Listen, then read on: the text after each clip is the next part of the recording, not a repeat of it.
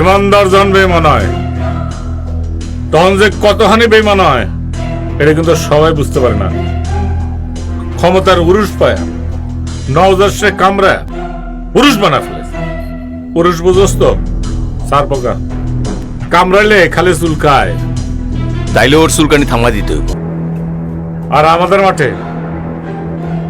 কেউ যদি 2 নম্বরই বা বেমানি করে তারে কি করা উচিত বুঝতে পারছস তো?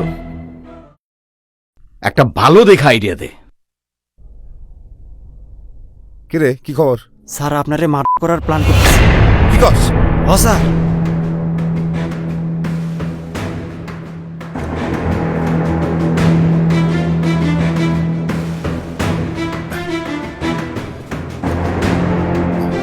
মাইদুল, এই মাইদুল, মাইদুল, এই গাড়ি বের কর তাড়াতাড়ি। সত্যি কইতেছি স্যার। এই চল চল চল, চল।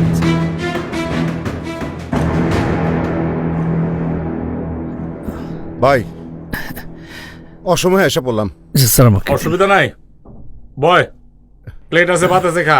ভাই গলা দিয়া খাওয়ার নামবো না, বিপদের মধ্যে আছি। কারণ কি হয়েছে?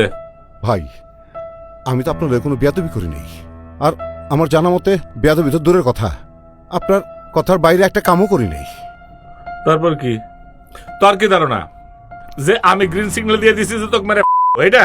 ছি ছি ছি ভাই, আপনি এটা কি কন? আমি তো আপনার কথা কই নেই, শুধু কইলাম এই কারণে যে আপনি তো সব খোঁজ খবর জানেন। ভাই যদি একটু থামাই দিতেন, যেদিক থেকে বিপদ আসুক, আপনি না চাইলে কারো বাপের ক্ষমতা নাই আমারে কিছু করে। আমার এত বাম দিস না, তাহলে পামে আমি ফুলা নিজে। ঠিক আছে শোন, তুই তোর একটু প্রোটেকশন বাড়া, ঠিক আছে? আর একটা জিনিস মনে রাখবে যে হাত মত সব আল্লাহর হাতে, আমি তো সবকিছু করতে পারবো না। সালাম আলাইকুম। এই কথা, এই হ্যাঁ খাওয়ার সময় যে সালাম দেওয়া লাগে না এটা শেখোস নাই? এমপি হয়েছোস না? জান থেকে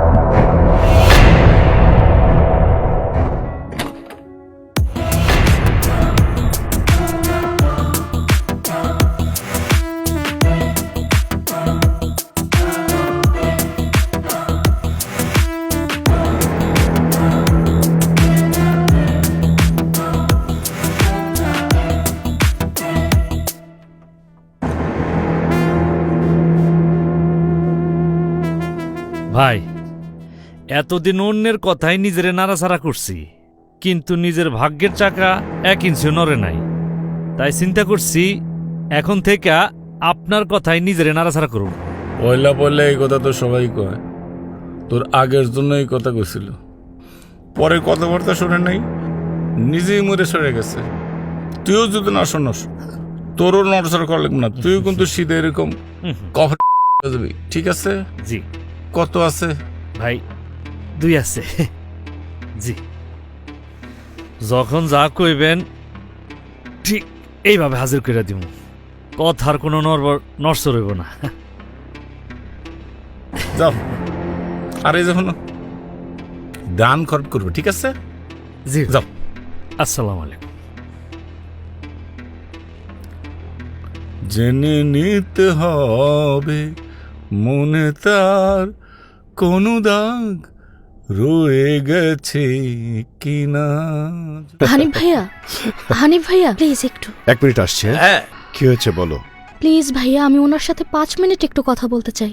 সরি, এই মুহূর্তে যেতে পারবে না। প্লিজ ভাইয়া প্লিজ, 5 মিনিট কথা বলতে দিন প্লিজ।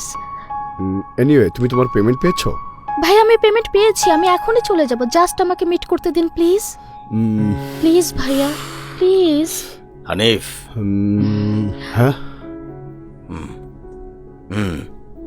আসছে রে। আসসালামু আলাইকুম ভাইয়া। ওয়ালাইকুম আসসালাম। তোমার নাম কি? জি মীরা। প্রবলেম কি বলো? আসলে ভাইয়া আমি একজন ডান্সার। সেটা তো দেখলাম। আমার কাছে তোমার কি প্রয়োজন? ভাইয়া আমার খুব ইচ্ছে হলো ফিল্মে কাজ করার, বাট আমি কোনো চান্স পাচ্ছি না। আপনি যদি কোনো ফিল্ম ডিরেক্টরকে বলেন তাহলে আমার কাজটা হয়ে যেত। প্লিজ ভাইয়া, না করবেন না। আমার জন্য আপনি ছোট হবেন না। আমি ভালো ডান্স করি, ভালো অ্যাক্টিংও করতে পারি। আপনি চাইলে আমি আপনাকে অ্যাক্টিং করে দেখাতেও পারি। ওই যে জটিল প্রেম সিনেমার নায়িকা আঁচল করেছিল। আরে হইছে বুঝতে পারছি তুমি ভালো একটা অভিনয় করবা, মানে তুমি জটিল একটা মেয়ে। আচ্ছা, তুমি যেহেতু বলতেছো, আমার একটা পরিচিত ডিরেক্টর আছে, মিশু, ওর আমি বলে দেবো নে, যাও। থ্যাংক ইউ ভাইয়া। আচ্ছা ভাইয়া, আপনি পরে ভুলে যাবেন না তো? না না না, ভুলবো না। ভাইয়া প্লিজ তাকে একটু কল দিয়ে দিন না প্লিজ। আচ্ছা ঠিক আছে, আজ রাতেই ওকে আমি ফোন করে বলে দিব। বন্ধু আমি তাহলে যাই। চলে যাবি? হ্যাঁ, মিশুর নাম্বারটা ওরে দিয়ে দিস। আচ্ছা ঠিক আছে। Okay bye bye. এই নাম্বারটা নাও। তুমি এত চিন্তা করো না মা, দেখো সব ঠিক হয়ে যাব।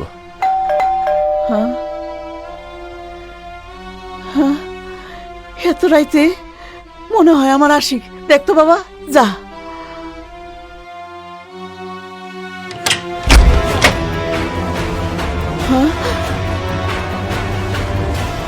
এত রাতে আপনারা? প্রশ্নের উত্তরটা পড়ে। এই জলদি সার্চ করো। মুভ।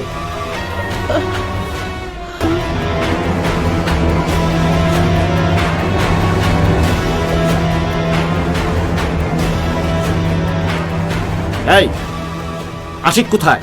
জানি না, ও তো রেগুলার বাড়িতেও আসে না। আসবে আসবে, সবাইকে একসাথে লকআপে ভরলে তবেই আসবে।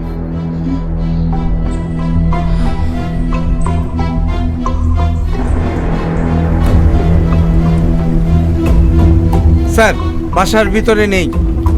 পালিয়ে থাকবে কতদিন? এই চলো। Yes sir.